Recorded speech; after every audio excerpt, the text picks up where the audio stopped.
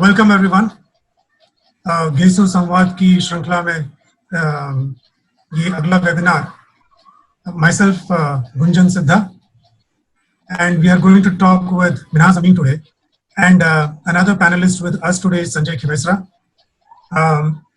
And I know we'll not be left with enough time in the end, so that's why I want to acknowledge Sanjay's efforts up front, that he has been quite instrumental in everything, all the college related activities. Right from Golden Jubilee to organizing workshops, etc., marathon, events, Gesu Samvad, and he has been kind of the backbone for it throughout by taking care of the digital part of it, the back office of it, the website, the registrations, the social media, the creatives, the design, and everything. So without him, I don't think anything would have been possible to this extent. So thank you so much, Sanjay. So coming to today's session, I think I'm very lucky इसकी मुझे मौका मिला इसको host करने का, for a simple reason that it is with a person, Minhaz, जो कि मेरा कॉलेज के समय से बहुत ही अच्छा, बहुत ही close दोस्त है,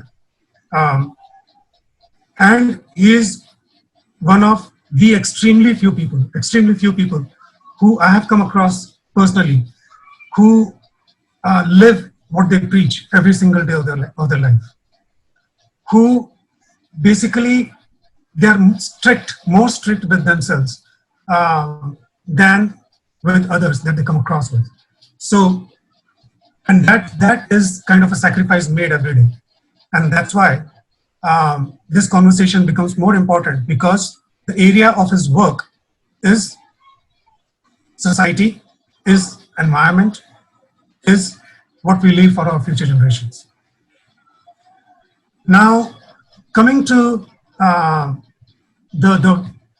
basically the language that we're going to use in this conversation, Hindi, English, mix, Slangish, just like जैसे हम लोग कॉलेज में बात करते थे, friendly, nothing formal about it, absolutely.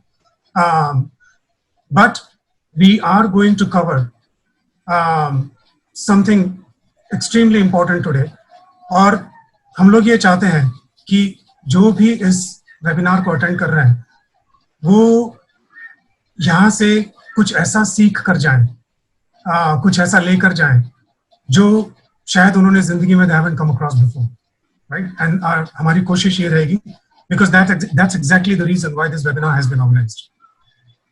Now, my impression of Minhaz during college, एक बहुत अच्छा दोस्त, यारबाज, मस्तीखोर, पढ़ाई भी करता था, हर तरह की एक्टिविटी में आगे रहता था, all the events in college, सारे हर प्रकार के आंदोलन, दंगा, मस्ती, लड़ाई, झगड़ा, on the right side of the law, on the wrong side of the law at times. So basically, जो भी कॉलेज में होता है, and यारों का यार, he was always there for you. One thing that we all remember about him from college, and we could never understand why, was कि उसको बीच-बीच में ऐसे दौरे पड़ते थे. There were digressions. जैसे वो कभी एकदम गांधीगिरी पे आ जाता था, जमीन पे सोने लगता था, उबली हुई सब्जियां खाने लगता था, खादी के कपड़े पहनने लगता था. And while trying to balance with people like us who were about fun, all the time, and he was more fun than anyone else. So I'm still surprised as to how what was going through his mind then. So his conversion to what he is today exactly did not surprise us completely, but at the same time, the extent of it and the way it happened and his persistence and perseverance was rather surprising for us. So with this, I'll hand it over to Minhaz to talk about his initial years in college, leading to a point where he started thinking about changing something permanently about his life. Minhaz. Thank you, Gunjan. Thank you, गेसु परिवार. ये मेरा सौभाग्य है कि मुझे ये मौका मिला आपसे जुड़ने के लिए. मैं संवाद के जो सूत्रधार हैं, पुनीत भटनागर सर, संजय खेमिश्रा और बहुत सारे लोग जिन्होंने ये संवाद को आगे बढ़ाया, उन सब का बहुत धन्यवाद देता हूँ कि ये इतना अच्छा एक इनिशिएटिव आया है। और ये मेरे लिए एक बहुत ज़्यादा फक्र की बात है कि आज आपसे जुड़ने का मौका मिल रहा है। ये गेसु परिवार से 32 साल का रिश्ता है और ये रिश्ता बहुत ज़्यादा गहरा है। ये शुरू तब हुआ था जब हमने फर्स्ट ईयर में इंजीनियरिंग कॉलेज ज्वाइन किया था, और इंजीनियरिंग करने के बाद जब पहली बार मुझे ज़रूरत पड़ी दिल्ली जाने की, तो एक किसी सीनियर ने अपना दरवाज़ा खोला। मुझे स्कॉलरशिप चाहिए थी स्टडीज़ के लिए, अब्रॉड जाने के लिए, और उनके घर में उन्होंने छोटा सा घर था, वो भी स्टार्ट कर रहे थे अपना करियर, और वहाँ पर उन्होंने मुझे होस्ट किया। तब से लेके आज तक गेसु के जो हमारे मित्रगण हैं, सीनियर्स हैं, उनकी एडवाइस, उनका सपोर्ट, कभी कभी खूब रोने का मन करता है, कभी कभी कंप्लेन करने का मन करता है, तो शोल्डर टू क्राई ऑन, रहने के लिए घर, सपोर्ट, मोटिवेशन, ये सब मुझे इतना मिला है। उसके बगैर कुछ भी करना, आई थिंक दोस्तों के बगैर, कॉलेज के दोस्तों के बगैर, गेसु के दोस्तों के बगैर ये जर्नी पॉसिबल नहीं है। मेरा घर है इंदौर में, मैं जन्म जाता हूँ तो मैंने दीक्षित के घर में रुकता हूँ, संजय के घर खाना खाता हूँ, नीलेश के घर खाना खाता हूँ, उज्जैन में गुंजन के घर रुकता हूँ दिल्ली में इतने सारे घर हैं, और इन्हीं की वजह से भोपाल में महेंद्र भगत के घर पे रुकता हूँ। ये सब हमारे क्लासमेट्स भी हैं, कुछ सीनियर्स भी हैं, और इसी के बदौलत जो है आज ये यहाँ तक की जर्नी पूरी हुई है। और गुंजन के साथ एक अजीब सा नाता है, और मुझे ये लगता है कि जैसे हम लोग छतरी पर और कॉलेज के कैंटीन में झाम लगाते थे, ये उसी तरह का एक सेशन लग रहा है। और वहाँ पर भी हमने कई 100 घंटे बिताए एक दूसरे को क्वेश्चन करने के अंदर। कई बार डिसएग्रीमेंट्स होते हैं, वो आप फर्जियों को ज़्यादातर मालूम होगा, हमारे क्लासमेट्स को, पर हमेशा उद्देश्य ये रहा कि to grow each other, to support each other, to get each other to be better. और मैं इस इंटरव्यू के लेके, पहली बार मेरा इंटरव्यू हो रहा है जीवन में, तो थोड़ा नर्वस भी हूँ, लेकिन ये थोड़ा सा एक तरह से कंसोलेशन है कि जो इंटरव्यू कर रहा है वो मेरा उसके साथ कई 100 घंटे पहले ही मैं बात कर चुका हूँ इन सब सब्जेक्ट्स को लेकर। तो hopefully this will be very interesting for both of us and for all of you. Thank you Minaz. So when you say कि पहली बार इंटरव्यू हो रहा है, so that exactly not right. Basically ये Zoom इंटरव्यू पहली बार हो रहा है। बाकी मिनाज के काफी सारे इंटरव्यूज, काफी पब्लिकेशंस वगैरह में आ चुके हैं, और magazines and on other forums. So this is first of its kind. और जैसा कि मिनाज कह रहा था कि हमारा जो रिलेशनशिप है कॉलेज के टाइम से, we were close friends and we have been in touch of course throughout these decades. हम लोग बात करते रहे, मिलते रहे, और many countries, across many countries, in many countries we have met, US, UK, India. और फिर 2016, 17, 18 में हम लोगों ने साथ में काम किया, करीब 2 साल उज्जैन में सिंहस्थ था, उस कैंपेन में हमने साथ में काम किया, और it was so much fun. Minaz उन बहुत कम लोगों में से एक है जिनके साथ मैं बहुत हंसता हूँ। हम लोग साथ में काम करते थे तो भी लड़ते थे बहुत, बिकॉज मेरा जो आदतें हैं, मैं जिस तरह का हूँ, वो एकदम ऑपोजिट है मिनाज से। For example, Minaz is very punctual and I am always on time but others are early. मेरे साथ वो वाला केस है। सो बहुत लड़ाई झगड़े, disagreements, arguments, and loads of laughter. So it was truly a blessing to reconnect with Minaz in person again and to work with him closely for a couple of years. And especially we worked in MP, we conducted workshops on happiness and all that. And we tried to work on different projects. So it was a lot of fun. Now let's come to what was it in college that I noticed about you that stood out for me. और सारे incidents तो बता नहीं सकता, but एक incident मैं बताऊंगा कि एक बार मैंने इसका सेशनल बोरो किया था कॉपी करने के लिए। I can accept it now. और इसको मेरी आदतें पता थी, तो मैं अगले दिन कॉलेज पहुंचा जिस दिन सेशनल सबमिट करना था। ये मेरे पास आया, बोलता है गुंजन मेरा कहाँ पर है? तो बोले तू अपना लाया? मैंने कहा मैं मेरा ले आया। बोले मेरा वाला कहाँ पर है? मैंने कहा क्या तेरा भूल गया मैं घर पे। तो वो बोला मुझे पता था कि तू भूल जाएगा, इसलिए मैं पहले तेरे घर गया और फिर वहां से कॉलेज आया. So this is how well we knew each other and how well he knew me and how considerate he was towards others. उस टाइम पे मैंने इस बात को ज्यादा ध्यान नहीं दिया, मैंने थैंक यू भी नहीं बोला होगा उसको.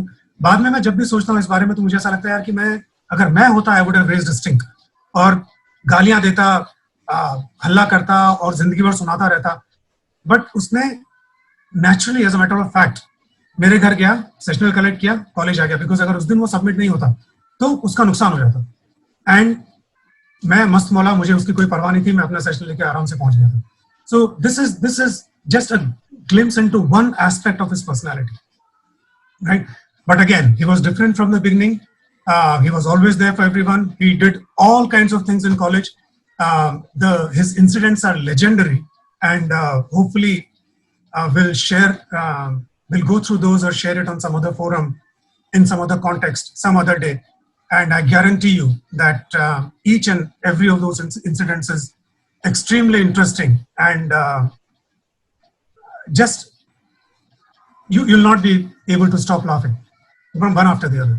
He is that kind of a person with that kind of a history or legacy.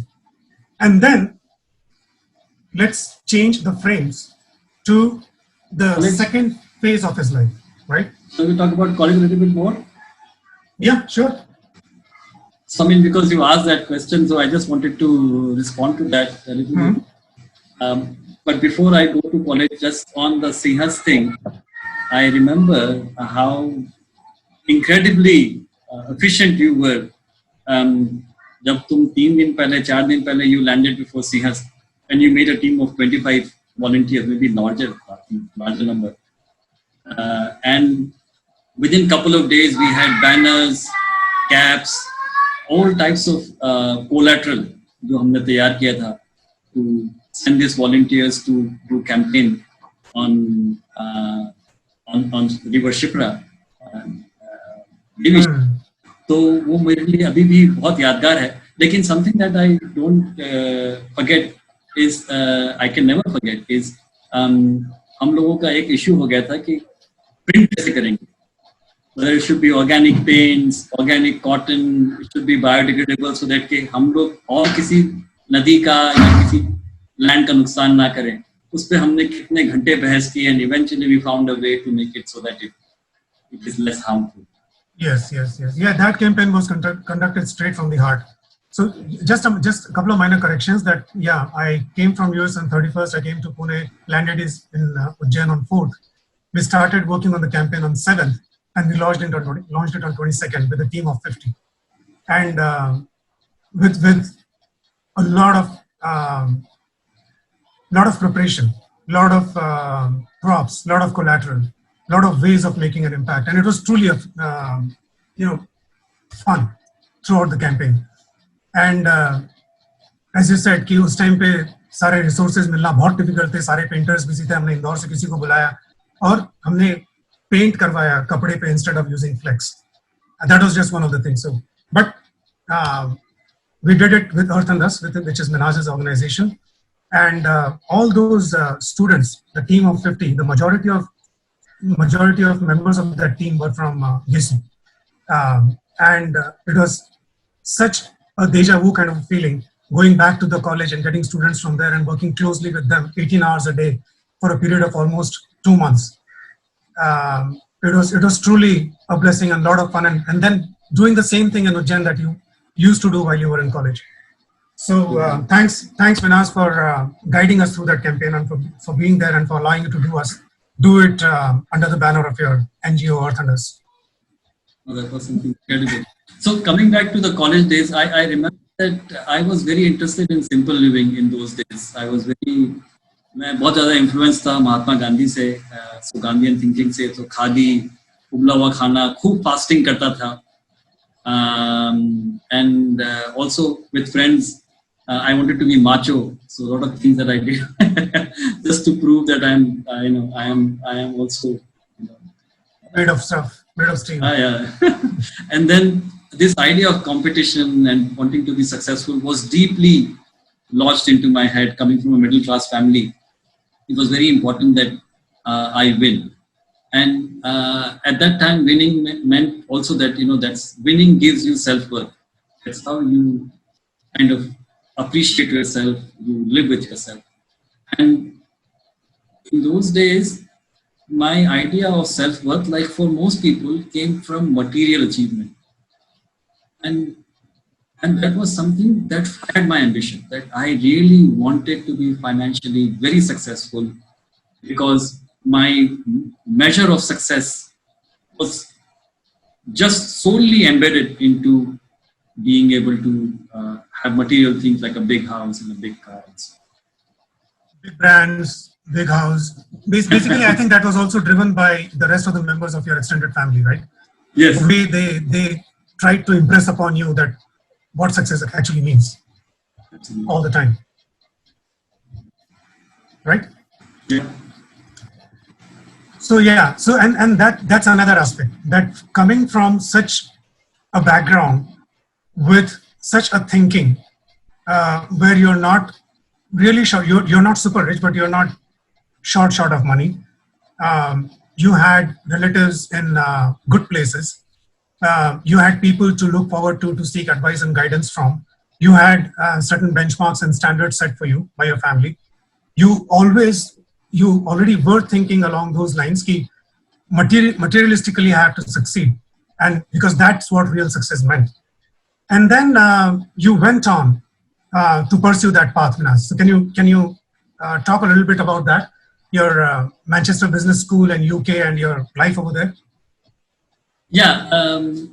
So of course, Ivy League school was important at that time. So I found out through a lot of research, through help from seniors, classmates, that there is a school in the UK which is in the Ivy League ranking, and they accept people with no experience or little experience. So that was the criteria. Ritesh Agarwal and I prepared for it together. Ritesh Agarwal is my batchmate from engineering college, and I got into, तो फिर business school में मेरा admission हो गया. रितेश का भी हुआ, रितेश ने ज्वाइन नहीं किया. वहां पर I met for the first time people who were true capitalists in the true sense of the word, जो वाकई में मुझे सिखाया कि धंधा क्या होता है, बिजनेस क्या होता है, how do you create wealth essentially, how do you add value, and so on and so forth. So very good learning experience. And gradually working through a couple of organizations, I ended up in a blue chip organization which was very well recognized in the IT sector. I had a very good job. I moved into an area which is considered to be very posh in London called Northwood. People who live in London would probably know about that. And then I realized something, that when I was young, I was sold this dream like it was sold to many middle class children, is that you work hard, you study hard, you pass all the exams, then you get a good job, then you get married, and then you live happily ever after. I think that's the biggest lie that was sold to me.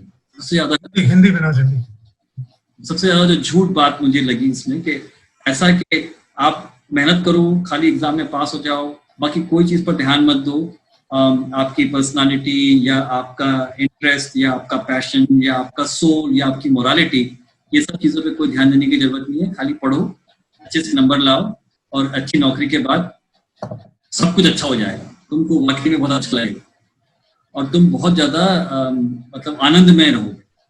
जब ये सब मैंने कर लिया, तब मुझे realisation हुआ कि ये सच नहीं है. ये किसी ने मामू बना दिया तुझे? बहुत सारे लोगों ने मिलके मामू बनाया, including friends, family, parents, all of them. I mean, सभी लोग, of course, ये कोई इसमें किसी का गलत इंटेंशन नहीं था, क्योंकि ये सोसाइटी की मांग थी. Then when I realized कि जब नॉर्थ में मेरा घर अच्छा हो गया and I had a big house, मैं सोचने लगा बहुत कि क्या हो रहा है. इंसिडेंटली मैंने कार लेकर, घर लेने के बाद कार लेकर मैं थोड़ा सा उस एरिया में घूमने के लिए गया. उसी एरिया के पास एक और नेबरहुड है, उसका नाम है रिकवंसवर्थ. Then I delved a little bit deeper. रिकवंसवर्थ में मकान और बहुत बड़े बड़े हैं, मतलब इंडिविजुअल बंगलोज हैं. हमारा तो सेमी डिटैच्ड हाउस था, मतलब एक कॉमन दीवार थी दो घरों के बीच में. पीछे बड़ा कारण था ये सब। Then I found out कि जो रियली वेल्थी रईस लोग थे वो रिकल्स मर्थ में रहते थे, और उनकी जो मेड्स हैं, जिस घर में मैं रहता हूँ उस घर में उनकी मेड्स रहती थी। देन आई रियलाइज कि ये इतनी मेहनत करने के बाद ये घर मिला है और इसका कोई अंत नहीं है। It's like piling N onion, आप छीलते जाओ, आपको लगेगा कि अभी तो आप आए नहीं हो, आपको और करना पड़ेगा और करना पड़ेगा। And I found out it was such a profound experience कि ये इसका कितना भी करें हमको मालूम पड़ेगा कि हमसे कोई ज्यादा बड़े घर में रहता है, जिसके पास ज्यादा बड़ी कार है, जिसके पास ज्यादा सर्वेंट्स है, मेड्स हैं। तो इस दौड़ का कोई फिनिशिंग लाइन नहीं है बेसिकली। हाँ, इसका कोई अंत नहीं है। उसके बाद खूब पढ़ना चालू किया, जब थोड़ा समय मिला, ट्रैवल खूब करते थे, रात को खूब पढ़ने का टाइम मिला तो खूब सारी फिलोसफी, स्पिरिचुअलिटी, सोशियोलॉजी, साइकोलॉजी पे खूब अध्ययन किया। पहली बार पढ़ा जीवन में जो एग्जाम पास करने के लिए नहीं तो ये सौभाग्य हमको बच्चों को जल्दी देना चाहिए, पर मेरा ये समय आया जब मैं 30 साल का था कि मैं पढ़ूं समझने के लिए दुनिया को, अपने लिए, कि मतलब ये इसका मतलब क्या है, करने का मतलब क्या है। और मैंने एक चीज और रियलाइज करी कि जितने सारे जॉब्स हम लोग कर रहे थे उनमें से कई जॉब्स ऐसे थे जिनको आज के जमाने में लोग बुलशिट जॉब्स बोलते हैं, मतलब इसका कोई रियलिटी से या किसी का फायदा होता है उससे या नहीं, या किसी का अच्छा होता है या जीवन उससे जनरली बेटर होता है, प्लैनेट बेटर होता है, ऐसा उसका कोई कनेक्शन नहीं। But you get a salary, you feel good, you get promoted, these are bullshit jobs. And मैंने ये नजर आई मुझे कि ये ऐसे नौकरियां बहुत सारी, कई सारी नौकरियां खाली यही है। तो मैं सोचने लगा कि इसका मतलब क्या है, करने का मतलब क्या है। एंड देन आई रियलाइज कि maybe spirituality is something that I should look at. And that's when the first time I started to meditate. Mahendra Bhagat was one of the key people who guided me to Vipassana, and my spiritual journey began from there. Great. And I remember कि तू Manchester business school से तू internship पे बॉम्बे आया था, और Yes. तब भी I think you flew business class. You were staying in a 5-star the company that sent you. So मैं सोच रहा था कि इंटर्नशिप में इसके इतने जलवे हैं, तो पूरा करने के बाद तो पता नहीं ये बंदा क्या करेगा। And then it did shape out the way you wanted it to. And then I remember somewhere around 2005-06, right? Yes. The roof started falling and the walls started crumbling. और तब तेरे को शायद कहीं ये एक तरह का भूचाल, एक तरह का भूकंप तेरी जिंदगी में आया जो काफी इंटेंस था over a period of few months. And you underwent the massive fundamental change during that period, right? Right. So, and yeah. So just a little bit about that, quick. So there were a number of factors, of course. जब ये हुआ, इसमें कुछ personal कहानियां भी mix थी। मेरी personal life journey जो कि अच्छी नहीं चल रही थी, और ये थोड़ा बहुत जो कहते हैं ना, ज्यादा ज्ञान प्राप्त करने से भी थोड़ी सी बुद्धि भ्रष्ट हो जाती है या बुद्धि खुल जाती है। तो थोड़ा पढ़ने से थोड़ा समझ में आ रहा था कि ये जो लाइफ में जी रहा हूँ ये शायद मेरे लिए नहीं है, ये मेरा स्वधर्म नहीं है, मेरा स्वधर्म कुछ और है। तो उस वक्त पहली बार ये एक क्वेस्ट जारी हुई कि हाँ, कि कैसे इसको आगे बढ़ाया जाए। और मुझे समझ में आया कि पैसे का कोई अंत नहीं है, जैसे पहले मैं बता रहा था। और एक चीज और समझ में आई कि जो हम जीवन में चाहते हैं, खुश होना, वो जब मैं ये भूचाल से गुजर रहा था जो गुंजन बता रहे हैं अभी, तो मुझे समझ में आया कि हम लोग क्या, जब पैसा नहीं था या पैसे की कमी थी, तो पैसे को लेकर हम आगे बढ़े कि पैसा अगर होगा तो खाने को मिलेगा, घर होगा, सब लोग खुश रहेंगे हमसे, हम लोग अपने साथ रख पाएंगे, उनको गेस्ट की तरह उनका आदर कर पाएंगे। लेकिन क्या होता है कि जब आप इस जर्नी पे जाते हैं, एक समय ऐसा आता है कि वो सारी जरूरतें पूरी हो जाती हैं, लेकिन आप उस पाथ पे लगे रहते हैं, वो नशे में लगे रहते हैं, उसका कोई भी रियलिटी से कनेक्शन नहीं होता, और वो भूख कभी नहीं, वो मृग का। हाँ, ये मुझे रियलाइजेशन हुआ कि पैसा जरूरी है। पैसा हम सबको लगता है, ये लैपटॉप पे पैसा लगा है, ये चश्मा जो पहना है उसके लिए पैसा लगा है, लेकिन ये एक बार एक पॉइंट ऐसा आता है, हम ज्यादातर लोगों के जीवन में 15-20 साल में जब हमको पैसों की कमाने की इतनी ज्यादा जरूरत नहीं होती, लेकिन वो भूख मिटती नहीं है और बाकी सब लोग ये करते होते हैं तो और जिंदगी निकल जाती है और जिंदगी निकल जाती है। बिल्कुल बिल्कुल। सो ये जो final actually just a time check, अपने पास 23 मिनट बचे हैं अभी, और 23 मिनट में we have to complete your work, the importance of it, the way you are doing it, and what we want to leave the audience with, right? So let's move to the second part of the conversation, which is basically you started to think about that change, and then that switch happened, right? And you left everything and you came to India, right? Around 2006, Minas? Yes. 6 was it? Yeah. 6 is when first time I came to volunteer. Yeah. Yeah. तो वो जो quickly in 2 minutes, उस दौरान जो भी it was not, I know very well that it was not easy for you at all during that time to basically you were trying to find कि मैं करूं क्या, मैंने जो था वो तो छोड़ दिया, लेकिन अब मुझे करना क्या है, and that was a very very challenging and dangerous place because you were lost, right? And anything could have happened to you mentally too at that time. So quickly about that phase, and how did you find your footing, the ground that you wanted to stick to? Yes. So it was a very difficult time. I felt after a very long time very lonely. मेरे comfort zone के मैं बाहर था। मैं जिस country में 14 साल रहा, वो कंट्री से मैं निकल कर आ गया था, और जहाँ पर मैं रहता था वहाँ मेरे कोई ऐसे मित्रगण नहीं थे। मैं अकेला था शुरू में, और करने के लिए भी स्किल्स तो थी, पर जो काम मैं करना चाहता था उसका मुझे आइडिया इतना क्लियरली नहीं हो रहा कि मैं करूंगा क्या। मतलब मुझे लग रहा था कि दूसरों की सेवा करने से शायद आनंद प्राप्त होता है, परम आनंद प्राप्त होता है, लेकिन सेवा किस तरह से की जाए, क्या है जो एक परफेक्ट सेवा हो सकती है, ये समझने में काफी समय लगा। और काफी मेरे फ्रेंड्स एंड फैमिली शुरू में तो काफी they were not sure, they were afraid for me कि ये कहीं गलत डिसीजन तो नहीं ले लिया है नौकरी छोड़ने का यूके से। पर what I realized was that as you start on this journey, your parameters for success, जो आपका मापदंड है, वो चेंज होने लगता है। तो जब मैं पहली बार आया तो मैं जंगल में रहा, एक छोटे से झोपड़े में, जो मुझे बहुत ज्यादा प्यारा है अभी भी। और वो झोपड़े में कोई दरवाजे खिड़कियां भी नहीं थे, और अलमारी भी खुली थी, बाथरूम भी खुला था, और एक खाली एक बिस्तर था और मच्छरदानी थी। और मेरे दिमाग में स्टोरी चेंज होने लगी कि ये ही सच्ची जगह है, अच्छी जगह है रहने की। वो घर में तो वो प्रिजन था, वो जेल था। ये सच्चा फ्रीडम है, ये सच्चा जीवन है, ये अच्छा जीवन है। तो व्हाट आई रियलाइज कि as you start to move on a certain path, आप वो जो नई सच्चाइयां हैं उनको एम्ब्रेस करने लगते हैं, and you find your own footing. So when anyone starts on a journey which is new, आपको ये तो एक्सपेक्ट करना ही पड़ेगा कि बहुत सारे फेलियर्स आएंगे, बहुत सारे सेटबैक्स आएंगे, डिफिकल्टीज आएंगी, but you have the capacity to embrace them and to learn to live with it.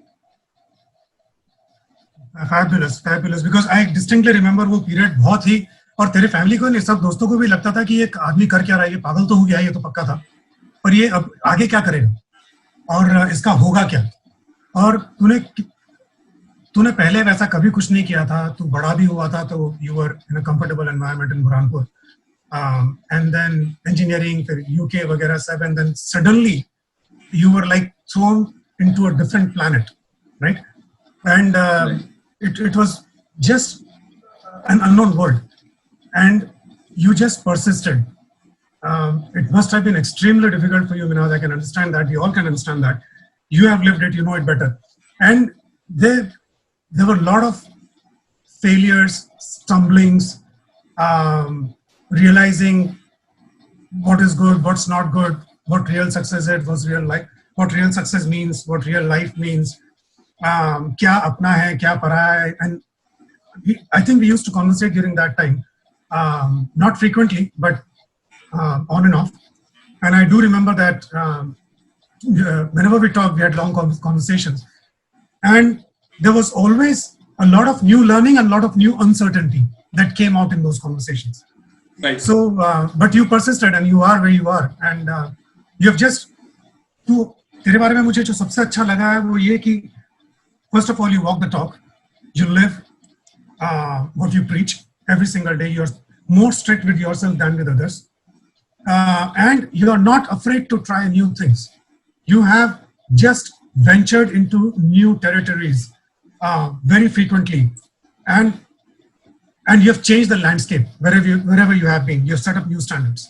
So coming to that, coming to your line of work, tell us some important and impressive statistics कि ऐसा मतलब कुछ figures, कुछ ऐसी जानकारी इस webinar पे लोगों को दे जिससे उनको ये पता चले कि व्हाई ये जरूरी क्यों है कुछ जैसे लोगों का इस दुनिया में होना। ये जरूरी क्यों है कि लोगों का माइंडसेट अब चेंज होना शुरू हो जाए। ये जरूरी क्यों है कि हमारे बच्चे सक्सेस के बारे में अलग तरह से सोचने लगे। So please.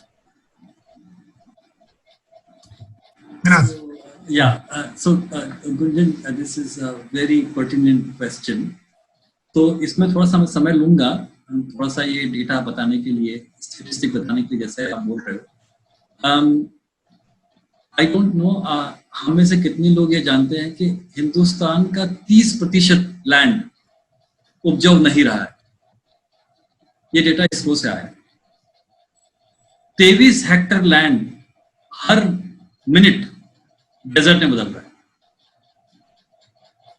इंडिया जो है वो 2.4% लैंड है और 7 से 8% जो डाइवर्सिटी है, बर्ड डाइवर्सिटी, वो इंडिया से आती है इन टर्म्स ऑफ झाड़ वगैरह और जीव जंतु सब।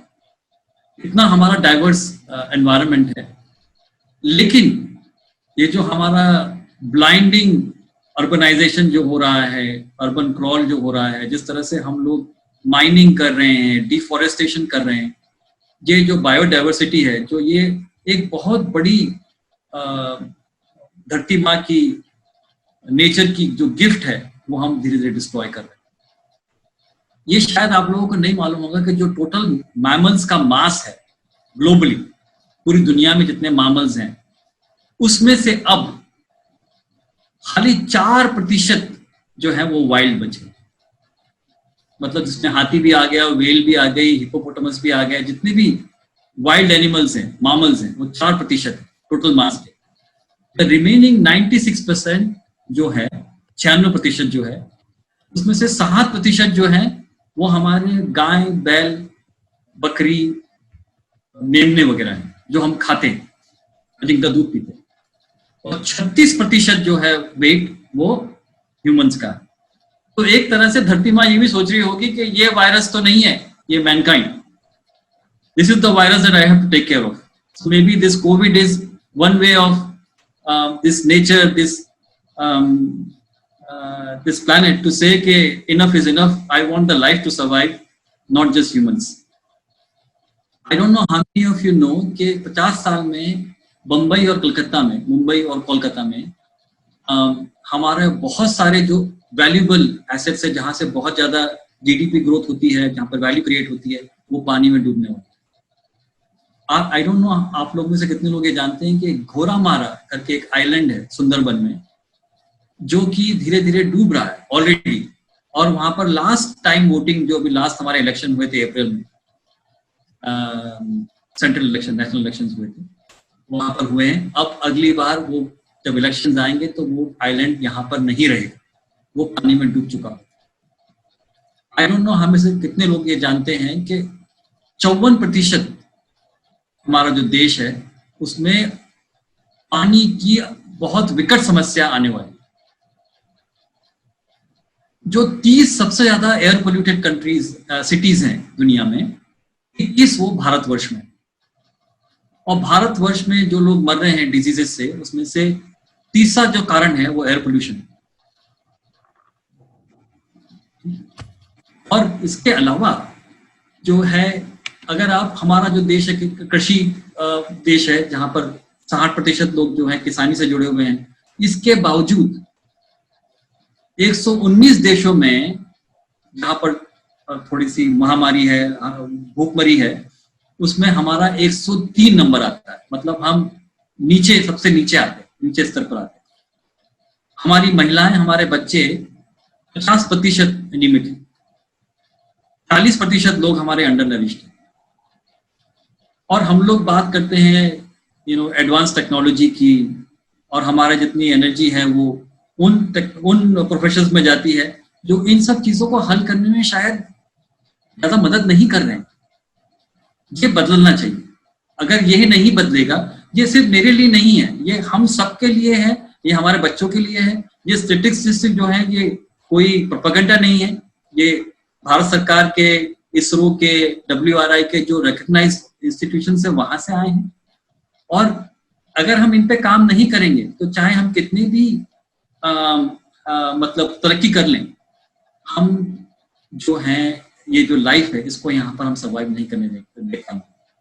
और ये जो कोविड क्राइसिस आई उसमें हमको मालूम पड़ा कि हम तो ठीक है, हमारे पास जॉब्स हैं, अच्छी तनख्वाह है और बिजनेसेस हैं, घर हैं, लेकिन हमारे बहुत सारे साथी, हमारे देशवासी जो हम कभी देख भी नहीं पाते, जिन कभी कभी वो नजर भी नहीं आते, वो लोग बहुत ज्यादा विकट समस्याओं के साथ झेल रहे हैं, गुजर रहे हैं।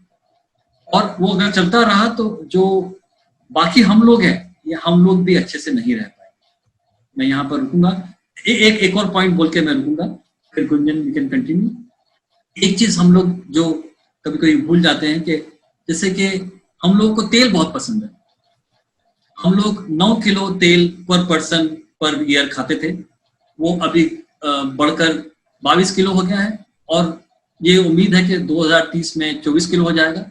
ये शायद आप लोगों को नहीं मालूम कि 70% जो तेल है वो बाहर से आता है, हम लोग नहीं उगा पाते।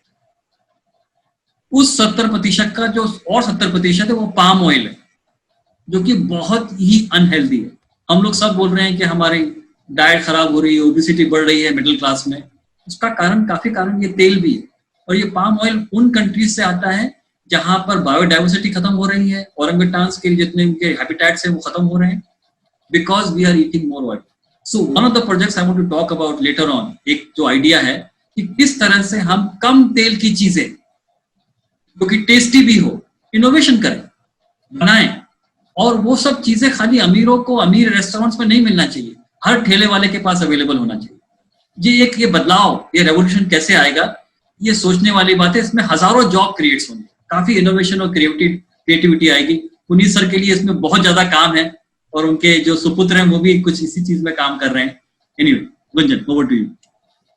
Nice.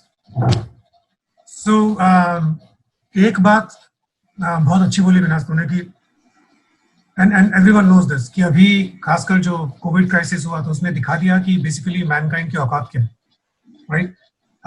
The entire world was on it's knees instantly, और कोई कुछ नहीं कर पाया उसके बारे में, just a virus, right? So and this crisis also taught people hopefully कि ज्यादा जरूरी क्या है, and everything is transient. दूसरा जो तेरे बोलने का पॉइंट था या मकसद था वो ये था, the underlying thing that you wanted to emphasize on, कि बेसिकली इस प्लैनेट का और मैनकाइंड का DNA फंडामेंटली चेंज हो रहा है because of our habits, because of our practices. ये रियलाइज करना बहुत ज्यादा जरूरी है सबके लिए। The best thing you can leave for your next generation या बच्चों के लिए, वो घर, कार, जमीन, latest version of mobile phone, सोना चांदी जेवर नहीं है। वो है अच्छी हवा, अच्छा पानी, अच्छा एनवायरनमेंट, अच्छा खाना, chemical free, so that they can live truly happily in a more fundamental, in a more permanent way. That is what is required.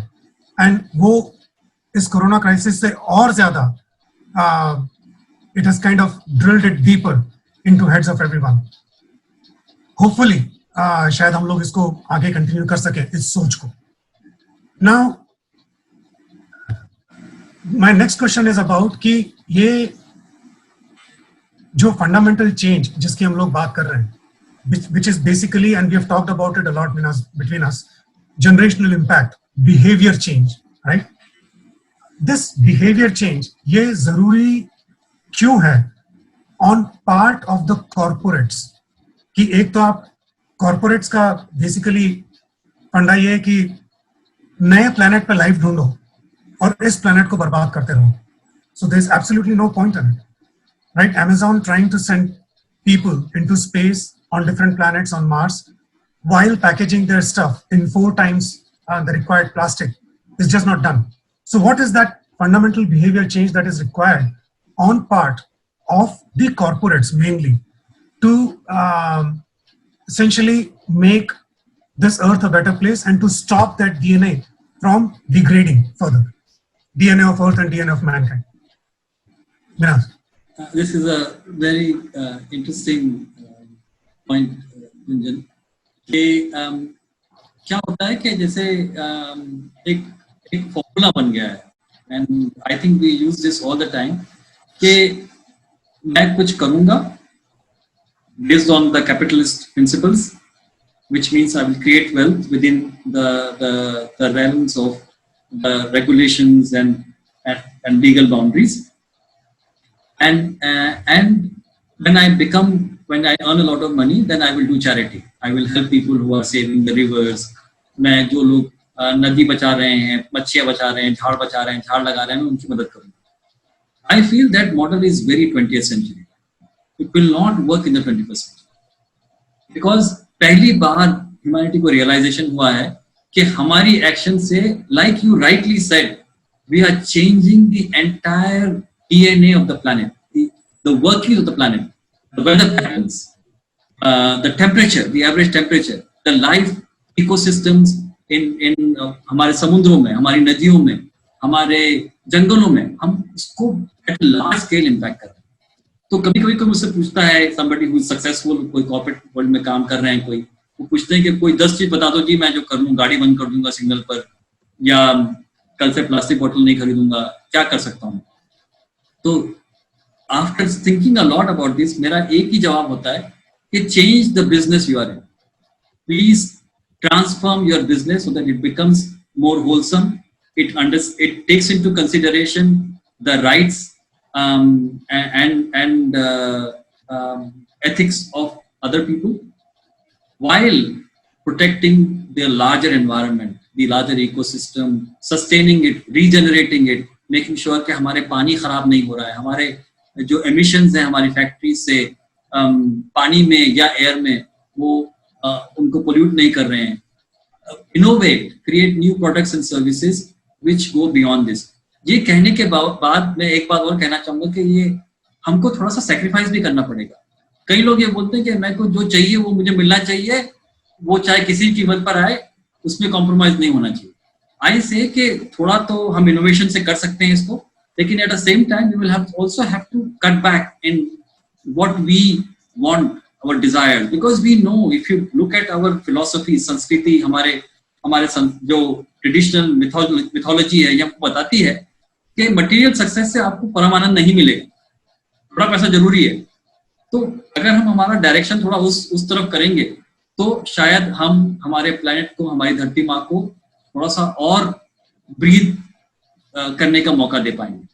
और ये जो लार्ज रिटेलर्स हैं, जो गुंजन बता रहे थे, अमेज़न बहुत सारे हैं, और एक दो कार मैन्युफैक्चरर्स हैं जिनकी फाउंडेशन बहुत अच्छा काम कर रही है, बहुत अच्छा हिंदुस्तान में भी कर रही है, बाहर भी कर रही है. लेकिन 21st सेंचुरी में जो हम लोग हैं और जो हमारे बच्चे हैं, उनको एक नया मॉडल सोचना पड़ेगा of how they want to engage in their own lives, घर में हो या काम पर हो, जिससे वो एक होलसम सिस्टमिक वे में काम कर सके. Thank you, Naz. So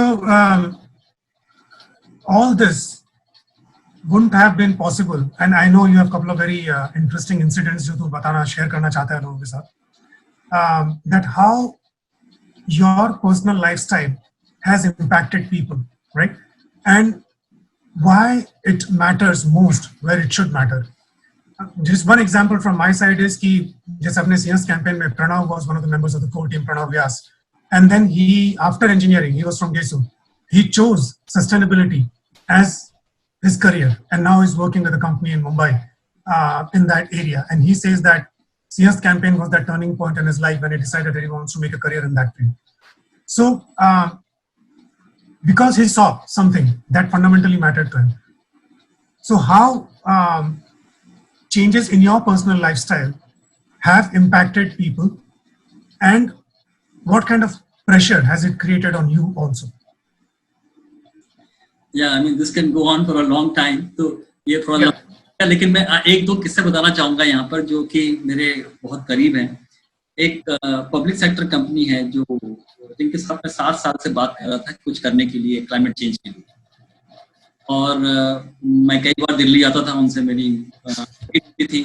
बड़े अच्छे लोग थे, बड़े काइंड लोग थे, और हमेशा होते थे कि कुछ करेंगे लेकिन नहीं पता नहीं क्या करेंगे, देखते हैं. फिर एक दिन मैं एक बड़े ही भले मानस एक सिंह साहब से मेरी मुलाकात हुई. मैं नाम यहाँ पर पूरा नहीं लेना चाहूंगा, शायद उनको अच्छा लगे ना लगे. बड़े ही भले मानस, उनको मैंने देश के बारे में, अपने भारतवर्ष के बारे में कुछ मेरे मन में उस वक्त आ गया. मैं 2 मिनट तक उनको कुछ कुछ बताता रहा कि मेरे ऐसा एक एम्बिशन है, मेरे इस तरह के विचार हैं. वो काफी सीनियर पोजीशन पे थे, राइट? उस पब्लिक सेक्टर वो काफी सीनियर पोजीशन पे थे, अभी भी हैं. और वो उनको पता नहीं क्या लगा, उन्होंने कहा कि ठीक है अभी कुछ करेंगे आपके साथ. और कुछ 10-15 दिन बाद वो मेरे घर पर आ गए ओरोविल में, और कहने लगे कुछ शादी वादी है हमारे यहाँ पर, तो मैं यहाँ से गुजर रहा था तो तुम्हारे घर में आके देखना चाहता था कि मतलब तुम्हारे साथ मैं रहना चाहता था. मुझे बाद में मालूम पड़ा वो मुझे चेक कर रहे थे कि मैं कैसे रहता हूँ, क्या खाता हूँ, कैसे सोता हूँ. खाली बात में ही दम है कि रहने खाने में भी दम है. और उसके बाद उन्होंने मुझे एक बहुत बड़ा प्रोजेक्ट दिया. प्रोजेक्ट देने के अभी तरीका ऐसा था कि प्रपोजल भी उन्होंने लिखा, और मेरी उस वक्त थोड़ी टांग टूटी हुई थी तो मैं ज्यादा मूव नहीं कर पा रहा था. वही बोर्ड में लेकर गए प्रपोजल और उसको साइन करवाकर, कॉन्ट्रैक्ट साइन करवाकर हमको प्रोजेक्ट दिया. और अभी भी हम लोग साथ में काम करते हैं काफी सारी चीजों पर. और ऐसे कई सारे ऐसे इंसिडेंट्स हुए. और वो साबुन वाला इंसिडेंट. हाँ, तो फिर मैं साबुन के ऊपर काफी बोलता था कि साबुन से हमारा बहुत ज्यादा पोल्यूशन हो रहा है, क्योंकि आई don't know how many of you know that, सब लोग घर में अपने बच्चों को भी बोलते हैं कि साबुन से खूब हाथ धो, अभी खास करके कोविड के टाइम पर. But in most cases what you want, अगर आप WHO का वीडियो देखेंगे कि you want to dislodge the bacteria और the virus, you don't want to kill it, you want to take it out of your hands. So ये antibacterial साबुन और इतनी सारी पैकेजिंग हमारे गांव में जाते हैं जहाँ पर नदियां पास में होती हैं, उसमें जो हम जिस तरह का पोल्यूशन कर रहे हैं, केमिकल पोल्यूशन कर रहे हैं, प्लास्टिक पोल्यूशन कर रहे हैं, वो मुझे बिल्कुल लगता था कि ये अच्छा नहीं हो रहा है. तो मैं सिंह साहब से जब हम लोग ये सैनिटेशन के प्रोजेक्ट की बात कर रहे थे और हम गाँव में जा रहे थे स्कूलों में, मैं उनसे कहता था कि सर ये ज्यादा हम ऐसी चीजों का बढ़ावा ना दें जिससे दूसरी समस्याएं बढ़ जाए, सिस्टम थिंकिंग से थोड़ा काम करें. तो एक दिन मेरे घर पर खाना खाने के लिए आए उनके कुछ कॉलीग्स के साथ में, और बोलने लगे कि हमारे सारे साबुन खो गए हैं, हमारे कई बैग में रखा गया, हमको मिल नहीं रहे हैं, आपके घर में जो साबुन है वो दीजिए. वो मुझसे देखना चाहते थे कि मुझे बाद में ध्यान आया कि मैं किस तरह के साबुन अपने घर में इस्तेमाल करता हूँ. खाली मैं बातें कर रहा हूँ कि अपने घर में भी उस तरह के साबुन यूज करता हूँ कि जो कम पोल्यूशन करते हैं और जिनके अंदर प्लास्टिक पैकेजिंग नहीं होती है, and so on.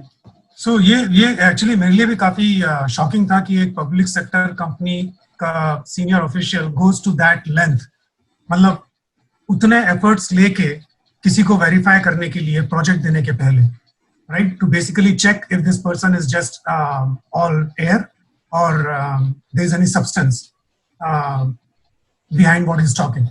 So which is very, very good. And glad कि तूने एक्चुअली जो बोला था उनको वो कर रहा था, क्योंकि तुझे काफी प्रोजेक्ट्स उनके साथ किए तुमने, and you were able to make substantial impact in the northeastern states for a long period of time, including thousands or tens of thousands of kids in the generational impact exercise, thousands of toilets, thousands of water harvesting system connected with those toilets so that those toilets can be used, and all that. I know that your entire team was absorbed in that project for a few years. So incredible impact that you were able to make just because you were living what you were preaching. Now, peer pressure. Minhas, we have 9 minutes remaining, and just 2 minutes on what kind of pressure did you face from your family and friends, and how did you handle that? Pressure, fear, pushback, repulsion, whatever you call it. Yeah, I would like to keep that short, and because I want to do one exercise. I don't know whether we can unmute everyone, but let me just talk about this for very briefly. तो शुरू में तो सब लोग like हम पहले भी बोल चुके हैं इस वार्ता में कि बहुत लोग घबराए हुए थे, और कई लोग मुझे मेरे कॉलीग्स यूके में मुझे कह रहे थे कि वापस आ जाओ तुम यहाँ, मतलब ये गलत डिसीजन है तुम्हारा। और मेरी मम्मी बहुत घबराई हुई थी कि इसका पेंशन का क्या होगा, अभी इसके बूढ़ा हो रहा है धीरे धीरे, कहाँ से इनकम आएगी, ये कैसे घर का खर्चा चलाएगा, ये सब बहुत ज्यादा सोच विचार चल रहा था। एंड धीरे धीरे मतलब जैसे जैसे हमारी बातचीत बढ़ी लोगों के साथ, और उनको मेरे विचार थोड़े से जो चेंज हो रहे थे वो मैंने उनके साथ शेयर किए, तो व्हाट आई रियलाइज के धीरे धीरे पहले तो समझदारी बढ़ी उन लोगों में कि ये कर रहे हैं तो हो सकता है कि कुछ इसमें बात हो। अभी तो बहुत ज्यादा सपोर्ट है, मतलब मेरे कॉलेज के फ्रेंड्स, यूके के फ्रेंड्स, और मेरे माता पिता जो बुरहानपुर में रहते हैं उनका, मेरे भाई, मेरी सिस्टर, काफी ज्यादा सपोर्ट है। और वो जो हुई है कि दे है, उन लोगों को ये रियलाइजेशन हुआ है कि जब कोई भी अपने स्वधर्म के रास्ते पे चलता है वो अपने आप ही उसके वो आनंद में आ जाता है, चाहे वो किसी भी कंडीशन में हो, तकलीफ में हो। तो ये जो एक बदली है वो सब लोगों को देखने को मिली, तो उसकी वजह से भी शायद लोग और ज्यादा सपोर्टिव हो गए। तो बेसिकली उनकी चिंताएं हट गई कि ये जब मजे में है तो फिर चिंता किस बात की। बिल्कुल। Basically, they also realize it doesn't need money to be happy. Now, Minas, quickly, I know we left this topic, but अभी जो recent migrant crisis हुआ था, उसमें Minas has done some incredible things. For the first time in India, I think, a network of all the organizations, NGOs, even involving some government agencies, was created all over India. 300 or so organizations that work with each other. I am also a part of that. Minas pulled me in, and I was amazed every single time, every single day, multiple times, कि जिस तरह से वो सब लोग आपस में काम कर रहे थे, जिस तरह से उन्होंने लाखों माइग्रेंट लेबर्स की मदद की, medical help, transportation help, help with food, help with jobs, help with rehabilitation, everything. कि यहाँ पे, अरे मुझे पता है यहाँ पे एक आदमी फंसा हुआ है, तुरंत उस केस को उस एरिया में कोई उठा लेता था और उसकी मदद कर देता था, right? And it was just incredible. People were airlifted, कोई बीमार है तो उसको इवन एयरलिफ्ट किया है, पूरे के पूरे माइग्रेंट्स को फ्लाइट से भेजा है, just to shorten or cut short their misery. So Minas, quickly as to how that materialized, because that was something that I don't think ever happened in India before, and you were the central coordinating force in that entire effort. Gunjan, thank you for your kind words, but इसमें दो चीजें मैं बोलना चाहूंगा। एक ये कि ऐसा हिंदुस्तान में बहुत बार होता है और होता रहेगा, आई होप, कि लोग साथ में आए और ऐसे काम करें कि जिससे दूसरों को जो तकलीफ में है उनका फायदा हो, उनकी तकलीफ कम हो। ऐसा कई बार हुआ है और होता रहेगा। और ये जो इनिशिएटिव है, इसमें इतने सारे लोगों ने मेहनत की है, इतने सारे लोगों ने काम किया है कि उन लोगों, किसी के मैं नाम भी लेना चाहूंगा अभी, और मैं चाहूंगा कि आप लोग भी उनका नाम लें, क्योंकि ये हमारे नए हीरो हैं एक्चुअली। एग्जैक्टली।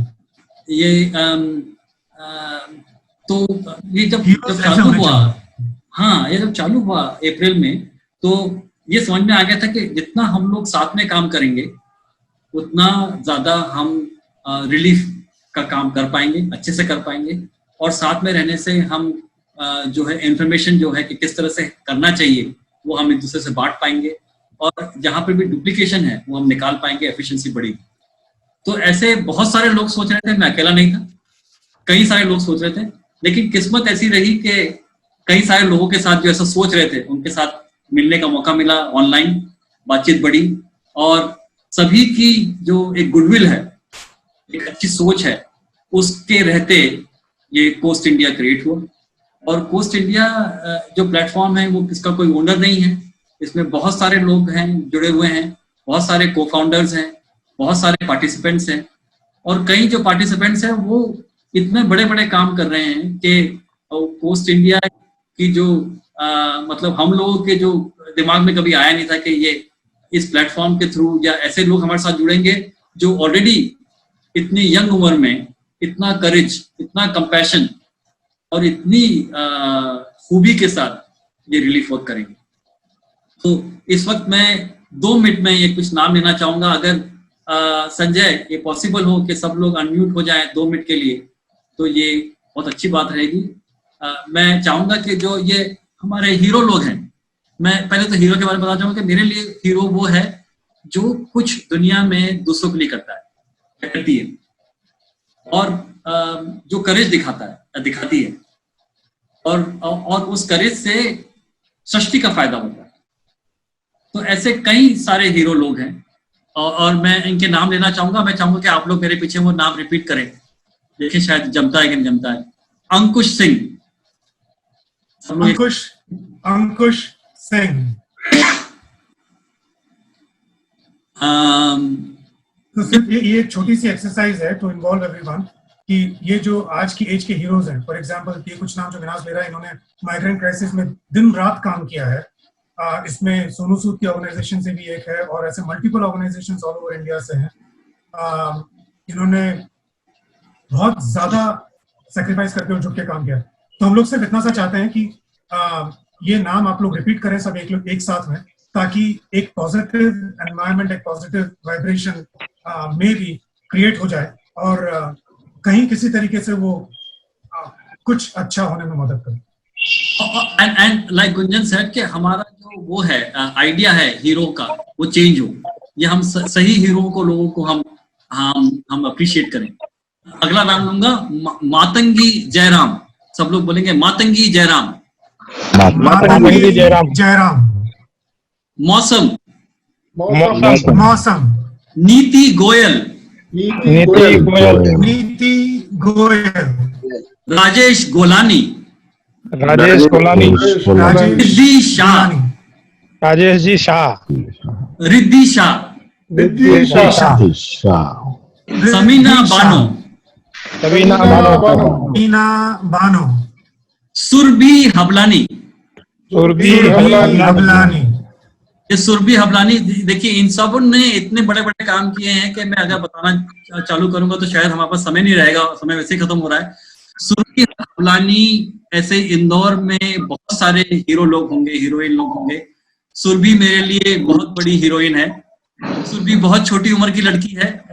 सुरभि ने अकेले के थ्रू 900 झारखंडियों को जम्मू से एक ट्रेन करवा के झारखंड वापस पहुंचाया।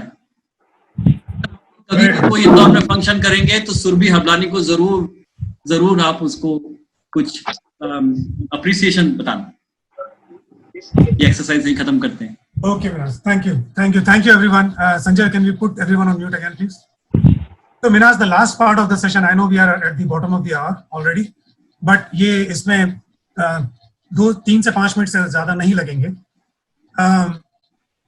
What have number 1 your top 3 learnings? सबसे top 3 चीजें क्या है जो तूने सीखी हैं अपनी जिंदगी में so far by going through everything that you have been through, and top 3 things that you want this audience to try and do or implement in their life going forward. So the top 3 learnings, one very important learning is failure is part of success. अगर आप try ही नहीं करेंगे तो आपको success कभी मिल नहीं सकती। और हम में से कई लोग ऐसे हैं जिन्होंने जीवन में खूब फेलियर्स देखे होंगे, उसी के बाद success milli.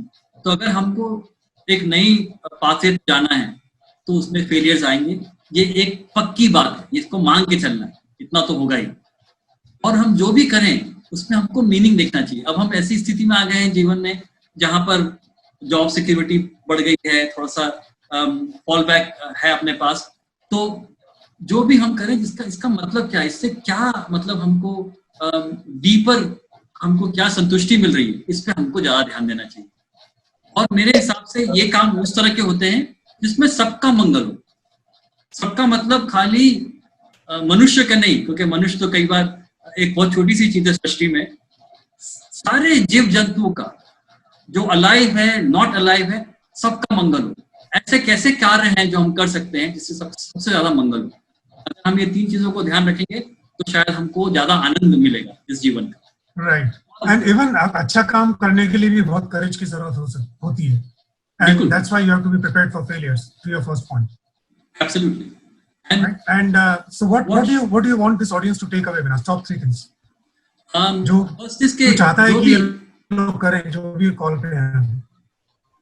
First is very important कि आप करने के पहले सोचें। जैसे कई लोग बोलते हैं कि हमने स्कूलों में कंप्यूटर लगा दिया, तो उससे क्या होगा? अगर आपको ये जानना है कि जितने हम करोड़ों लोग हैं हिंदुस्तान में, 140 करोड़ लोग हैं, 130 करोड़ लोग हैं, अगर आप चाहते हैं कि सब लोग खुश रहें तो ये सोचना पड़ेगा कि इनका जीवन यापन कैसे होगा, ये गांव में किस तरह से खुश रह सकते हैं। अगर ये कंप्यूटर लेंगे तो ये पढ़ेंगे, ये इंजीनियर बनेंगे, फिर इनको जॉब चाहिए उसी तरह का जो एयर कंडीशन ऑफिस में हो, ये मंगलमय है क्या? ये सोचना बहुत जरूरी है।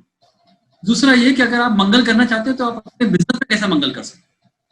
आपका बिजनेस किसी भी तरह का हो, उसमें कैसी डायरेक्शन निकल सकती है कि जिससे ज्यादा से ज्यादा लोगों का फायदा हो। और तीसरा ये कि जो हमारे बच्चे हैं वो शायद हमसे ज्यादा इन सब चीजों से उनको ज्यादा आइडिया है, किस तरह से हम उनको इन पाथवेज पे एंकरेज करें, रोके ना। मेरे पास बहुत सारे बच्चे आते हैं जो मैं एक स्वधर्मा प्रोग्राम भी चलाता था पहले। वो लोग काफी पहले सोचते हैं कि चलो हम कुछ ऐसा करेंगे जिससे कुछ नई डायरेक्शन मिले दुनिया को, सबको, लेकिन उसमें जनरली लाइवलीहुड और पैसा कमाने का थोड़ा तरीका कम होता है और उनको माँ बाप से या सोसाइटी से ज्यादा सपोर्ट नहीं मिलता। कैसे हम उन लोगों का सपोर्ट करें ताकि कुछ एक नया सिस्टम उभर कर आए। मैं यहीं पर राइट विनाश। और वो जो कंप्यूटर वाली बात थी, मतलब इसका मतलब ये नहीं कि किसी को आगे बढ़ने से, एडवांस होने से रोकना है, ऐसा नहीं कि उसको कंप्यूटर नहीं सीखना चाहिए। ये कि सिर्फ कंप्यूटर में ही भलाई नहीं है, एब्सोल्युटली, राइट, और भी चीजें तो उसको होलसम तरीके से, ताकि वो बैलेंस बना रहे। So just look at it as a whole. So I think Vinas, from our side, we should end this discussion over here because it's already 8:04. Sanjay, do we have time to take questions or? Yeah, we could take questions. Okay. So one question is from my end only. Minhaj, you do happiness workshops. So what exactly and how can you benefit GESU students or other students community? हम लोग, कई लोग ऐसे हैं कि जो काफी stressful jobs में रहते हैं, या हमारा जीवन इस तरह से व्यतीत हो रहा है कि हम लोग जो आनंद है वो महसूस नहीं कर रहे हैं, और इसके कई कारण होते हैं। तो हम लोग इन वर्कशॉप्स में, चाहे वो बच्चों के लिए हो, कॉलेज स्टूडेंट्स के लिए हो, टीनेजर्स के लिए हो, या सरकारी अफसरों के लिए हो, या कॉर्पोरेट स्टाफ के लिए हो, हम लोग उनको एक दिन की वर्कशॉप होती है, आधे दिन की वर्कशॉप होती है, कभी 2 दिन की वर्कशॉप होती है। हम लोग उनको, एक्चुअली ये वर्कशॉप शुरू करने में भी पुनीत सर का बहुत बड़ा हाथ था, और गुंजन का भी बहुत हाथ था, और संजय का भी बहुत हाथ था। एनीवे, तो ये वर्कशॉप करने के से हमने ये पाया है कि साइंटिफिक तरीके से, और साइंस और इसमें साइंस और स्पिरिचुअलिटी कन्वर्ज हो रही है बड़े अच्छे तरीके से। जो हम लोगों ने बहुत सदियों से जो हम करते आ रहे हैं, जो हम भूल रहे थे, अभी साइंस हमको बता रही है कि वो सब करने से परम आनंद की प्राप्ति के चांसेस हैं। तो यही हम लोग शॉप में टेक्निक्स बताते हैं, टूल बताते हैं, प्रैक्टिसेस बताते हैं किस तरह से करना। और मैं बिल्कुल ये हमारे कॉलेज के स्टूडेंट्स के लिए ये ऑफर करूंगा, ये वर्कशॉप। मैं चाहूंगा कि पुनीत सर, गुंजन और संजय, तुम भी शामिल हो, और हम लोग साथ में ये वर्कशॉप आधे दिन की, 2 घंटे की करते रहें, और लोगों को इसको 1-2 दिन की भी कर सकते हैं। हमने जैसे मंदसौर में की थी, 3 पीजी स्टूडेंट्स के लिए 3 दिन में 3 workshops for different batches. And ये वर्कशॉप रेजिडेंशियल भी होती है, और ओवील में for example it can be conducted for a week or so. But मैंने, मतलब मैं सिर्फ इतना इसमें जोड़ना चाहता हूँ कि जब हमने मंदसौर में वर्कशॉप की, वहाँ के विधायक ने इसको स्पॉन्सर किया था और पीजी कॉलेज में किया था। तो उस सेशन के बाद, मतलब 3 दिन में 3 बैचेस के लिए 3 वर्कशॉप की, और शाम को जब हम एंड करते थे, उसके बाद लिटरली वो जो लड़कियां होते थे, हमारे पास आके गले लग के कुछ लोग उसमें से रोए हैं कि हमको इतना दिमाग हमारा पहले कभी नहीं खुला, इतने सारे क्वेश्चंस हमारे दिमाग में रहते थे, हम छोटे से शहर में रहते हैं, और इतना हमको बॉदर करते थे about life and future and whatever is going on currently. This just open new Horizons for us. बहुत सारे सवालों के जवाब मिल गए, एंड बहुत इमोशनल हो जाते थे, right? Every day this happened with us. And it was just a wonderful feeling. We had a lot of fun conducting that workshop. Anyways, Sanjay, any other question from the question answer box? One very good question is how we can become sustainable in a day-to-day life and mitigate climate change. ये एक सवाल जो है इसके लिए थोड़ा और समय लगेगा. एक सिंपल सी चीज ये है कि हर चीज में एनर्जी और पानी होता है, जहाँ मटेरियल एक्सट्रैक्शन होता है. हर चीज में, या आप कपड़ा खरीद रहे हैं या चश्मा ले रहे हैं, आप अपना कंजम्पशन कम कर दीजिए. कपड़े में भी 1000 लीटर पानी होता है. तो कहीं पर भी जहाँ पानी की बचत हो, बिजली की बचत हो, और जहाँ मटेरियल कम लग रहा हो, ये काम करिए. रीयूज करिए, रिसाइकल करिए. सिंपली तो यही एक हम बता सकते हैं. सबसे सिंपल तरीका. और हम लोग ये हैप्पीनेस वर्कशॉप में भी लोगों को बोले थे कि 2 things you can take away. एक, reduce consumption, don't buy unnecessarily. और दूसरा, start meditation. Yes. Gunjan, you have also started R3 concept in Ujjain. Yes. Inspired by Vilas. Can you just give a brief idea about that? R3 मतलब वो reduce, recycle, reuse concept in Ujjain. It was actually my daughter's idea initially. तो उसको हमने वहाँ पे implement किया, successful भी रहा. It's about creating a marketplace for used stuff, so that people don't buy new stuff and the old stuff gets recycled. Right? It's a very, very simple concept, and it's a win-win situation for everyone. क्योंकि उसमें जो देता है उसका clutter कम होता है, उसके घर में सब जगह क्रिएट होती है. जो खरीदता है उसको अच्छा सामान कम रेट में मिल जाता है, काफी कम में, उसके पैसे बचते हैं. एनवायरमेंट की मदद होती है क्योंकि नए पेड़ नहीं कटते, नए रिसोर्सेज नहीं निकाले जाते, पुराना सामान फिर से यूज हो रहा है. And fourth, the proceeds after deducting admin expenses goes towards charity. Right? तो इसमें फर्स्ट 2 उज्जैन जैसे शहर में पहले 2 महीने में हम लोगों ने करीब 75,000 प्लस का बिजनेस कर लिया था इसमें. So that shows that there is a need for such a kind of initiative in every society, in every city. One very good question to end the Q&A is one Mr. Prasun Shrivastava has asked how you still keep yourself motivated amid the critical situation. This is for Minhas. I think once ये भी एक तरह का एक जुनून है, नशा है. That you realize that what matters most is your स्वधर्म that you are committed to. Actually, commitment भी अपने आप ही आता है. I mean, Gunjan asked me this question before also कि तुमने कैसे, when you realize कि you have no option but to do this. This is the only way you can live. And you can be happy. Yeah, so this is the only way that can make you go having forward. conviction and patience, you want to say? Sorry, yeah, to be patient, to face adversity. जो कठिनाइयां आएंगी वो तो आना ही है, मतलब इतना तो है ही. But Minhas, when you see the impact, when you see smiles on some faces, right? When you see what change it has created, वो सबका सब wash out हो जाता है, right? सारी difficulties, सारी failures, सब कुछ एक झटके में दिमाग से निकल जाता है, right? Even a small impact that you make and you see the result of it. And Minhas to almost on an everyday basis does this so many times. Very fulfilling. Right? But I also have this doubt sometimes, did I do enough? Was this enough? Is this enough? Maybe this is the capitalist thinking. Nothing is enough. Nothing is enough. But Minhas, yeah, thank you so much, yeah. Keep doing what you are doing. It's always fun to talk. जब भी Minhas से बात करो तो आपकी किसी भी subject की अंडरस्टैंडिंग 10 लेवल डीप हो जाती है. मैं पहले ऐसा सोचता था कि मैं जो थोड़ा बहुत कर रहा हूँ मैं बहुत कर रहा हूँ और मुझे काफी कुछ पता है. Minhas से एक बार सेटिंग होती है तो मैं पूरा पाताल में चले जाता हूँ. फिर से उसका इतना जबरदस्त नॉलेज है और इतना प्रैक्टिकल, मतलब he has really worked it. ऐसा नहीं कि वो सिर्फ बोलने के लिए बोलता है, वो पढ़ता है, वो करता है, वो जीता है रोज. So thank you so much, Minhas, for taking time out for this. Talking to you is always a treat, and hopefully we'll have inshallah more sessions with you going forward. Thank you. And hopefully thank you, we can do Sanjay. together something for college. Yeah, Absolutely. this is what I wanted to tell in the end, that we would like to hear more, because what he's talking is something which money can't buy, and which I think everyone can do. So if he could enlighten more and more people about this, particularly youngsters, it will be of great help to a lot of new generation students, as well as the alumni who have started their career and journey. So maybe if some additional guys get into this enlightenment, it will help the mother nature a lot. So thank you very much, Minhaj and Gunjan. This was a lovely conversation.